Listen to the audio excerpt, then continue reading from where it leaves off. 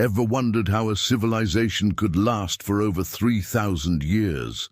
That's the story of ancient Egypt, a tale of pharaohs, pyramids, and incredible resilience. Forget what you think you know. We're about to journey through the entire history of this amazing culture, from its very beginnings to its final days. This isn't just about mummies and gold, it's about how a society thrived for millennia against all odds.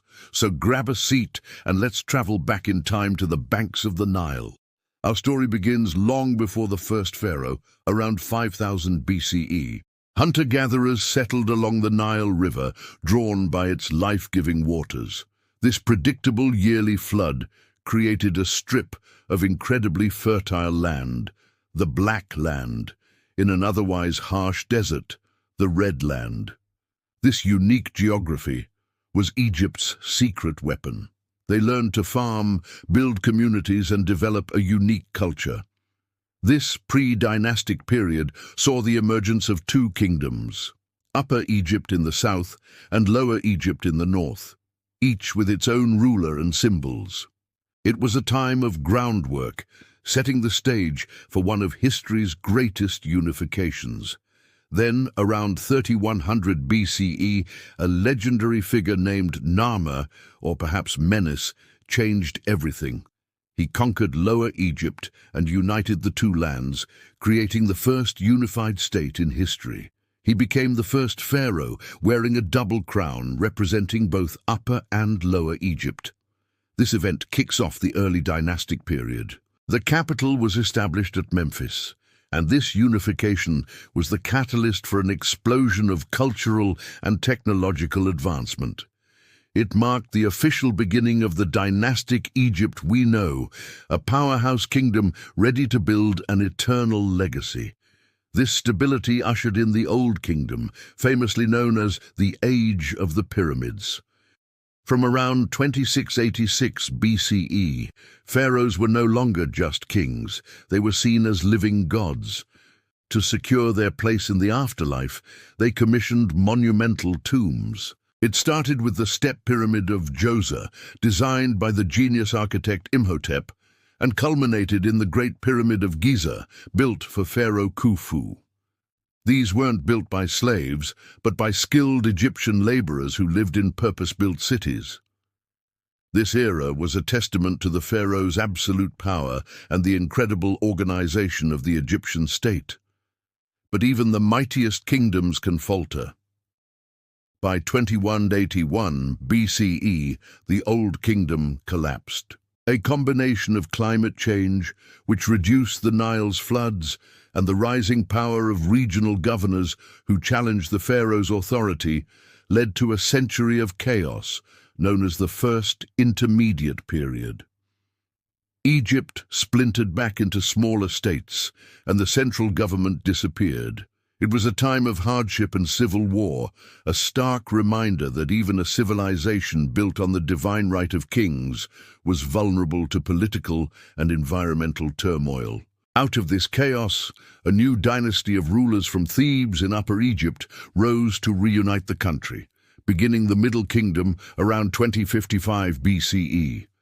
This period is often called the Classical Age. The pharaohs were now seen as more of a shepherd of the people, rather than distant gods. They focused on public works, fortifying the borders, and expanding trade. Art and literature flourished, producing some of Egypt's most beautiful works. It was a golden age of stability and prosperity, a renaissance that re-established Egypt as a major world power. But trouble was brewing on the horizon.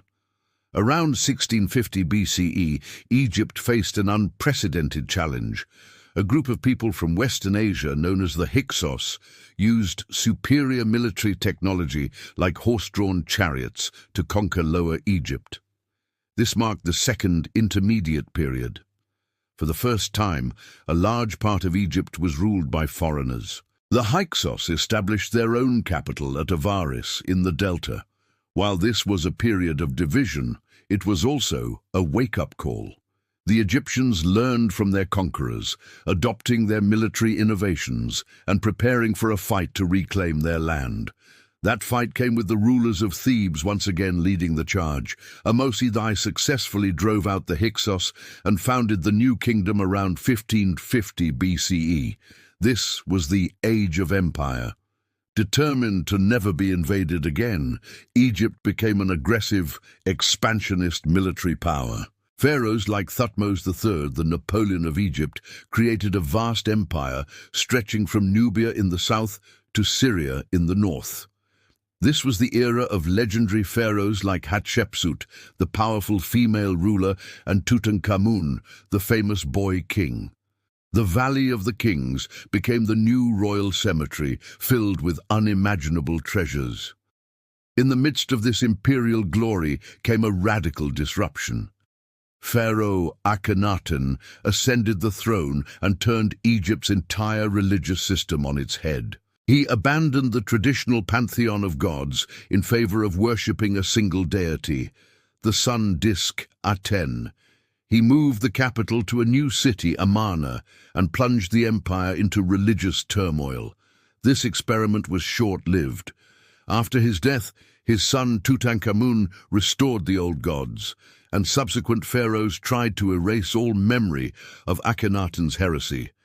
It was a fascinating but destabilizing chapter in Egyptian history. Following the Amarna period, pharaohs like Ramesses Tehu, also known as Ramesses the Great, worked to restore Egypt's power and prestige. He was a master builder and a formidable warrior, famously fighting the Hittites at the Battle of Kadesh. He ruled for an incredible 66 years, covering Egypt with monuments to his reign. But after Ramesses, a slow decline began. A wave of invaders known as the Sea Peoples attacked Egypt's shores. Though defeated, the wars weakened the empire.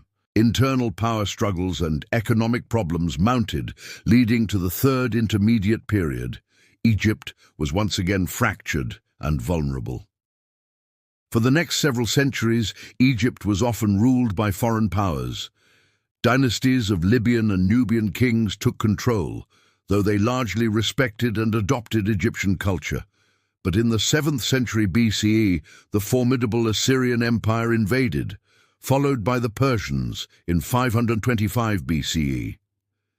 Egypt became just another province in a larger empire. There were brief moments of independence, but the age of the great Egyptian empire was truly over. The late period was a story of a proud civilization struggling to maintain its identity under foreign domination. The final chapter of ancient Egypt as an independent power was written in Greek. In 332 BCE, Alexander the Great conquered Egypt from the Persians. He was welcomed as a liberator and crowned pharaoh.